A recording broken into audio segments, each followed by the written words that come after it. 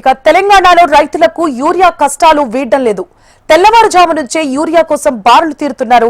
రెబ్బెనలో క్యూలైన్లో pattadar pass పుస్తకాలు క్యూలైన్లలో ఉంచి పడిగాపులు కాస్తున్నారు. ఒక రోజు ముందుగానే యూరియా కోసం సీరియల్ నంబర్స్ రాసివ్వడంతో దాదాపు 200 మంది రైతులు ప్రాథమిక వ్యవసాయ సహకార కేంద్రం చేరుకున్నారు. పురుషులతో పాటు మహిళా రైతులు సైతం తరలివచ్చారు. అయినా సమయానికి యూరియా సరఫరా చేయకపోవడంతో రైతులు తీవ్ర ఆగ్రహం వ్యక్తం చేస్తున్నారు. ప్రభుత్వం జోక్యం చేసుకుని యూరియా ఇప్పించాలని రైతులు డిమాండ్ చేస్తున్నారు.